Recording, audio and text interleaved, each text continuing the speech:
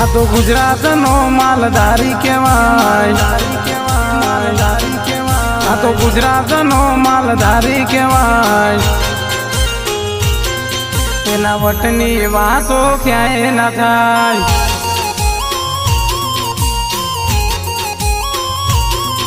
આ તો ગુજરાતનો હાવજ કહેવાય, જ્યાં પગ મૂકે ત્યાં ભડાકા થાય.